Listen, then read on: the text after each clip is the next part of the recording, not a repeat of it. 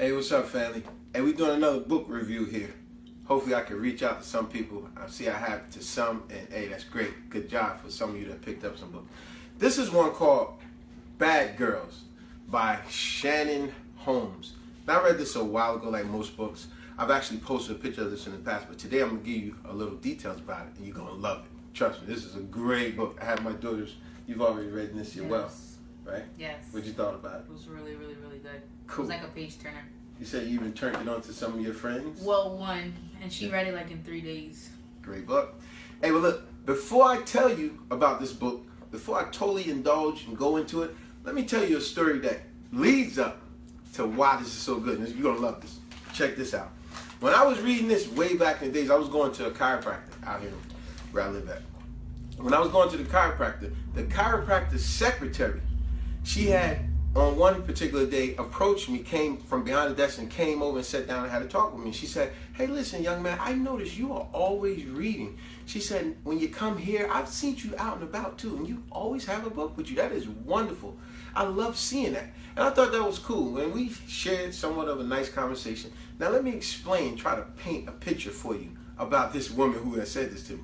This was the elderly woman, but you know the type of elderly woman, the one that she's still wearing the pearl necklace, she still got the hairdo, she's wearing the sophisticated clothes, she got the Mercedes outside.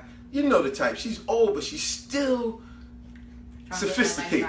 Yeah, you know what I mean? So on one particular day, she said to me, she said, look, I have a whole library of books. Do you mind if I bring you a couple of books? You know, I think you'll love some of the books that I got. I'll bring you two if you don't mind. And I remember saying these exact words back to her.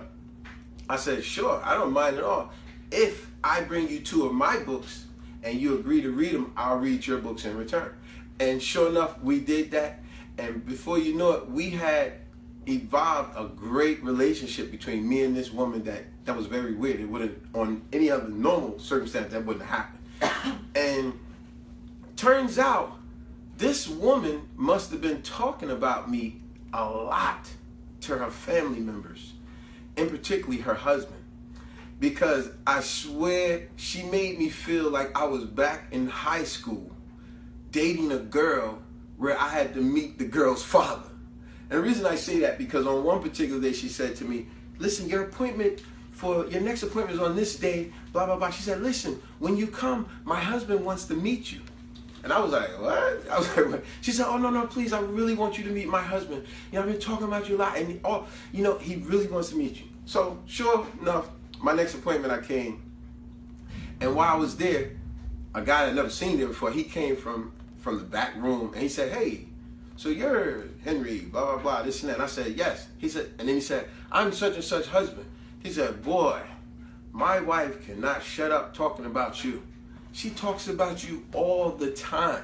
Always talking about this book, that book. And boy, you've been giving her some type of dramatic type of books. I mean, these are the type of books she don't normally read.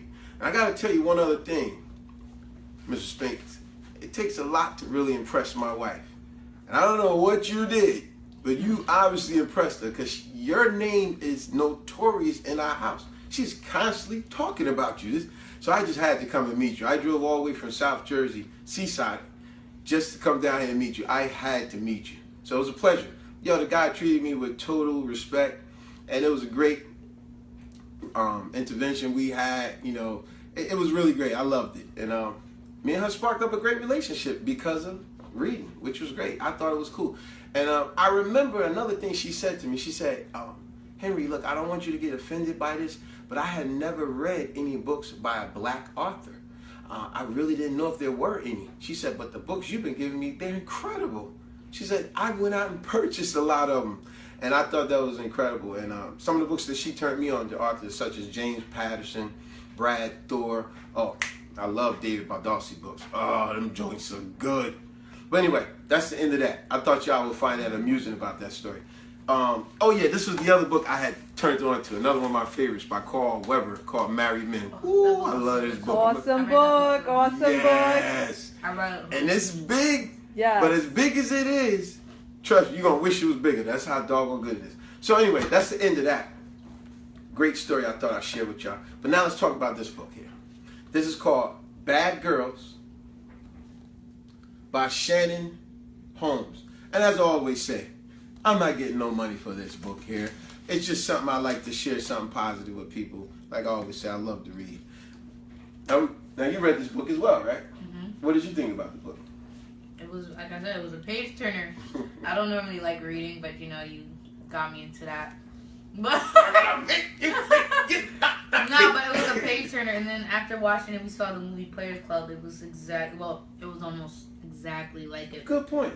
So Good point. It was a lot relative things in this book that made you go, yo, this was just like the Ice Cube movie Players Club. Who took notes from who? Did Shannon take it from Ice Cube, or did Ice Cube take it from here? Because there's a lot of similarities. But another thing I like when you read it, did you say you gave it to one of your friends or something? yeah, she read it like in 3 days. That tells That's you how how great. good the book was. She said it was a page turn, like she couldn't like go to sleep without reading at least one chapter. See, I love that. I love that I turned you onto it, It was and then cool you turned somebody else onto it. because after reading it and then somebody else reading, I had to talk. Like we was talking about it all day. The next day after she read, she was like, "Oh, do you remember this part? Do you remember this part?" Yeah. It was like, Great, right? yeah. See, tell you, you'll love this book. Now, I'm not gonna tell you the whole thing, but I'm gonna tell you some key points. Now, to start the book off, it's basically about this young girl, Tonya, I believe her name was, right? Mm-hmm. Tonya. Tonya was one of them typical stories. And like I said, this book is gonna make you laugh. It's gonna piss you off, and boy, do I mean, it's gonna piss you off. Some stuff that's gonna happen here. It's gonna also lift you up, and it's also gonna make you really realize everybody's not your friend. Stop trusting everybody, and stop thinking just because somebody did a nice deed for you that they don't have a hidden agenda. Because that's what happened here. Now, the beginning of the book, the young girl Tonya is one of them typical stories. You know them unfortunate stories in the hood where, and in the affluent neighborhoods, let's not exclude these affluent neighborhoods because this stuff happens everywhere. But then the news always like to put the urban area stuff out there, never put the suburban area stuff out there. But anyway, Tonya, in the very beginning of the book, she had one of them stories where she lived at home. She was about 16 years old. She lived at home with her mother and her mother's boyfriend. And unbeknownst to the mother, Tonya and the mother's boyfriend had a little relationship behind the mother's back. Not sexual at all. But they had a relationship where she would confide in him with stuff. And it got so tight with them two, so she thought, that he started sharing marijuana with her, giving her weed and letting her think, yeah, I'm your buddy, I'm your friend. But what she didn't know, when you got savage assholes like this guy in the book, he got a hidden agenda and he really don't have no good intentions for this girl. And this is exactly what happened with her. Not to blow it for you, but I'm just getting you intrigued about the book. So on this particular day, when they're alone, not only did he give her weed, but he laced it with heroin, dope, or whatever you want to call it, heroin. Yeah. So now when he did that, you remember that part? Yeah. Now when she smoked it, she was out of her mind. It was a high that she had never had before. She was delirious. She didn't know what the heck was going on, and to the point she passed out. And when she passed out, this savage animal jackass, I can't even come up with a worse name to say other than cabron for my Spanish folks out there. He's an asshole. This guy took this young, innocent virgin girl, stripped her naked, raped her, sodomized her. You know what that means, sex in the anal cavity part. He took his penis and put it all in her mouth and took pictures of all this. He broke her virginity while she's knocked out in a comatose state. And he was taking pictures of all this savage ass animal. And while he was doing all this, all of a sudden, because she was a virgin, her blood was all over the covers, secretions from, the anal part and all. The room stinked, from all this sex that this evil son of a bitch was doing to this innocent girl. So after all that was done, he left. And when he left her there only to wake up hours later. And by the time she woke up, the mother came home. And when the mother came in the house, you remember all this? Mm-hmm. When the mother came in the house, she smelled, as Bernie Mac would say, badussy, butt, ass, dick, and pussy, whatever, right? All in one. So now the mother goes to the room and the girl is like all discerning, Mommy, I don't know what happened, I don't know. And right away the mother accuses her of, you stank, slutty hoe, you fucking whore. This is her mother. talking to her like this. She's like, Mom, please, please, I don't know what happened. I don't know what happened. You with me? Yeah. I don't know what happened. So then the mother go, no, you had some boy up in here, this and that. And then it started coming to the young girl. And Tonya said, Mom, I think it was your boyfriend who did this to me. And right away the mother slaps her and tells her, you little whore, get the hell out of my house. You gonna blame this on my man? I always knew you wanted to be with my man. You son of a bitch. Get the fuck out of your little slut ass. What kind of shit is that? You know what I'm saying? And you know what pisses me off even more like that? Like they say, that old saying, they go, what's the worst thing than rape? See, I already know the answer that most of y'all gonna say. The most common answer that most people say, what's worse than rape? Is murder. To kill somebody. Nah. You dead, that's it, you gone. But you here, you know what's worse than rape? I got it from the old movie, what was it called? The General's Daughter.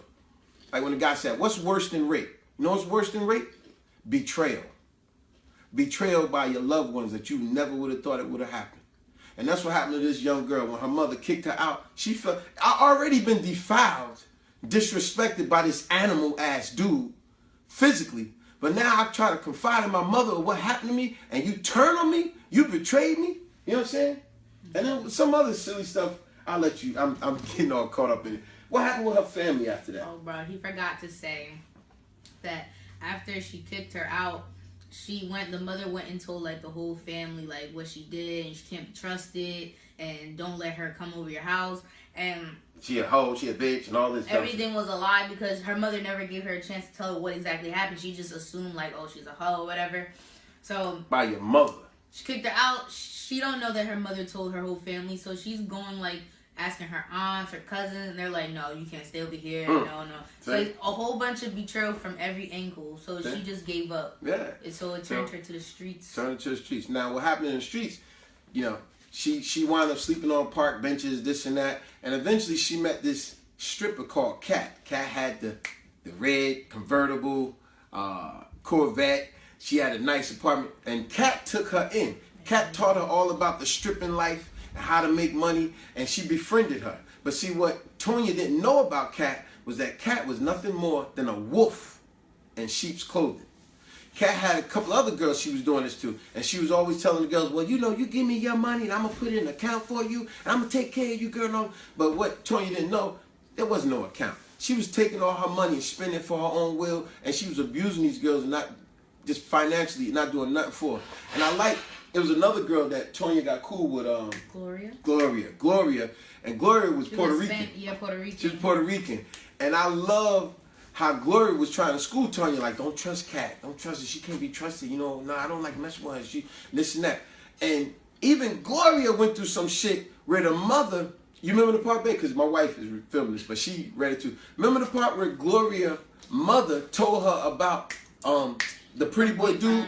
Remember, she said it in Spanish. I want you to say it in Spanish, but she said, don't trust these pretty boys. What she said?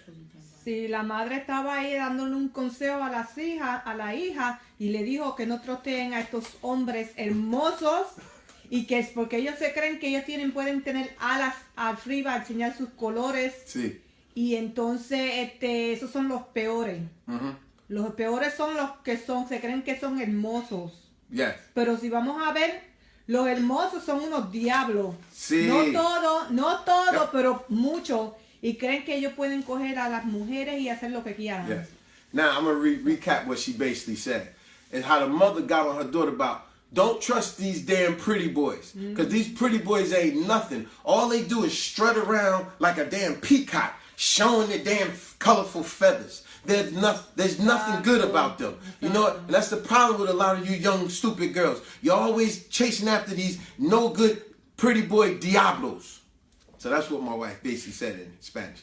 But yeah, and that dude, he put her through hell. He even made her turn against her own mother. And I ain't gonna go. She lost her baby. Yeah. We don't wanna go sad, too deep. Man. But she made it bad for this. I mean, this young man made it bad for this young girl. It was messed up how she turned against her mother, and some other foul stuff happened. Like, what? You believe everything this dude told you? But anyway, that's that story. So let's get back to Tonya.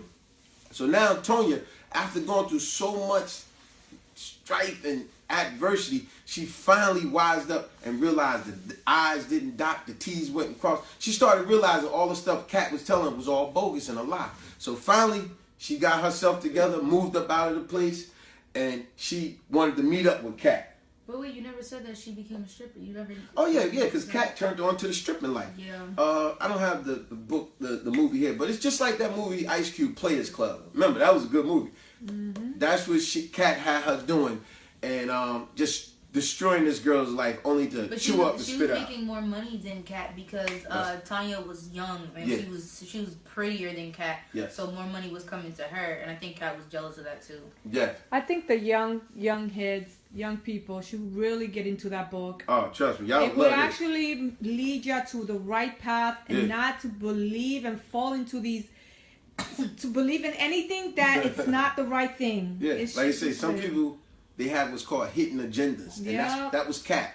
Kat was only helping these jokers to get their money. She basically was pimping them. Yeah, she was Oh, She yeah. was pimping them, but she didn't call it that. And they was too gullible to realize you was being pimped. And this lady was acting like she was your friend. She was pimping you. But I like how finally Tonya got herself together, and towards the end of the book, I ain't gonna blow it for you, but she finally realized that's it. I'm gonna meet up with this chick, and she made a meeting with her, and it was on. And baby, it was on. Kat didn't know what fucking hit her ass. Your fucking scandalous ass. You know what I'm saying? You got anything else you want to add to the book? No, I think that's pretty much because I'm not about to tell the whole story. I can sit here and tell the whole story, But great book, right? yeah, it was really good. Like I said, I love how you turned on I turned you onto it, and you turned on your friends to it, and they loved it. That was cool. I hope y'all appreciate the story in the beginning about the chiropractor secretary. That was a relationship that I would have never had with a lady like that. No, I'm sure. And she admitted it to me. She would have never had a relationship like that with someone. She never thought that, but we wound up having the greatest relationship. And on that note, I'm going to end it. So once again, the book is called Bad Girls by Shannon Holmes, great writer. And as always, I love being me. And I love to read. Peace, y'all.